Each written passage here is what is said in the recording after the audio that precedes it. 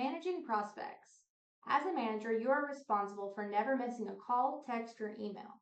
This includes all prospects. We should never hear that I can't get in touch with the manager or that they never called me back. It is your responsibility to manage the prospect system and work it daily. When we go over to Rent Manager, we want to go to the Prospect tab. And this is what houses all of our prospects. Prospects should be entered as they arise, meaning that you enter their information directly into the computer versus writing it down on a sticky note to forget at a later time. As you enter the prospect's name, you should obtain the phone number and the email if possible. You would also collect what type of unit they're looking for and gain an idea of their move-in timeline. This information would all be stored under their History and Notes tab. So we're going to go in, we're going to create us a new prospect named Jane Doe. We're going to select our property of choice. We're going to add in our prospect's names. We're going to go over. Here's their contact card. We're going to click the pencil. We're going to add their cell phone. So while they're in the office, we're talking to them, we're collecting their information. We will be typing it in. We're going to add their email.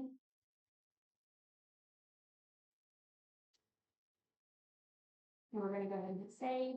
And we're just going to keep hitting next until they pop up over on our list. So now we have Jane Doe as a prospect. We're going to go ahead and go into the contact tab, make sure everything's transferred over, and we're going to go ahead and hit primary under the type. This is going to help us with the leasing later on if Jane ends up becoming an occupant. We're going to go back to the general tab. Whenever we spoke to Jane, they told us that they were looking for a move-in. We had a 2-bedroom open that she was interested in. She was going to come back on Friday, which is Halloween, so we're going to put 10/31, and they're going to come back on Friday to complete an application.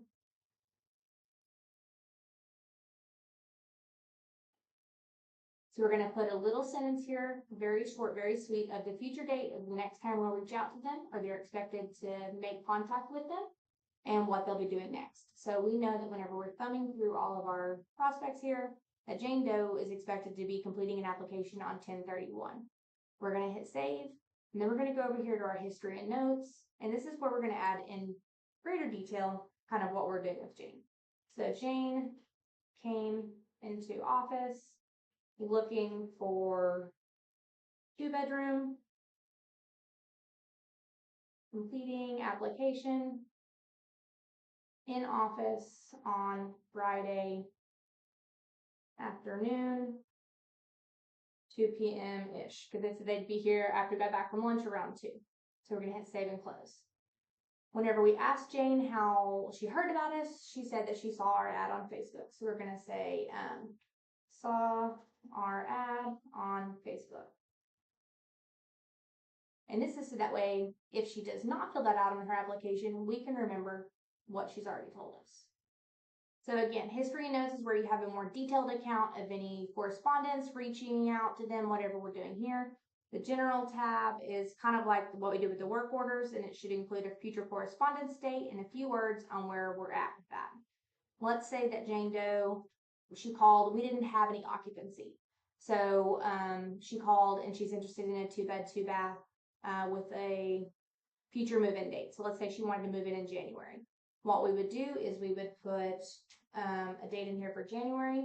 Let's say the 2nd is the first Monday in January. We're going to put wants a 2-bedroom with a January move-in. Then we know that, we do not have to reach back out to her until we get a 2-bedroom that opens up in January. And I'm going to put call if we get one. So if we have one that opens up in the middle of December, we know we can definitely be reaching out to Jane. But if we also don't get one until January the 6th, we can still contact Jane to see if she's already found something. If we call her on the 2nd and she doesn't reach out, what we're going to do is we're going to go over here back to the history and notes. We're going to add a note stating that, hey, on the 2nd, I called her, no answer.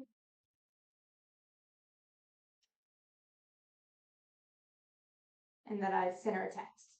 So then I'm going to go in, I'm going to send her a text message, letting her know like, hey, haven't forgot about you. Got a 2-bedroom coming open. Or, hey, I haven't forgot about you. I've still got you on the list. Are you still interested? Sure, no problem. I don't have a 2, but I have a 3-bedroom. Is that something I can interest you with? And I will just continue to work her a little bit harder closer to the time. Prospects can be sourced in several ways, including by phone, walk-in, and referrals. It could also be through third-party websites such as apartments.com or Facebook. If it is something that you're getting off one of those third-party websites, you should be entering them into Rent Manager and contacting them within 24 hours. Your initial contact should always be a phone call. Text messages and emails are great, but they should never be that first point of contact. You should always start with a phone call. If they don't answer, you can follow up with a text or an email asking them to return your call while introducing yourself and just trying to obtain more information from you. Every prospect should go through 5 points of contact before they're lost, unless they share disinterest with you beforehand. So for instance, I'm going to talk to Jane on the 2nd. She's not going to answer. I'm going to send her a text message. I'm going to try to call her again on the 3rd, maybe send her an email if she doesn't answer. I'm going to continue to do that probably for the next 2 days, and then if I don't hear anything from her, I will move her to lost. If Jane does call me back because she was busy, I will then just go into my lost prospects and move her back to an active prospect. So again, just to kind of reiterate prospects, contact should always be made with them regardless of how much vacancy your property has. If you have any occupancy, you should be working 5 points of contact for every prospect. If you have no availability, you should still be entering the prospects who are interested in pre-leasing or a further out move-in date. If the prospect is not looking for a further out date and you have no availability, you would simply just ask them if they wanted to be contacted if something opened up. If they say yes, obtain their information, enter it in. If they decline, then there's no need to enter the prospect.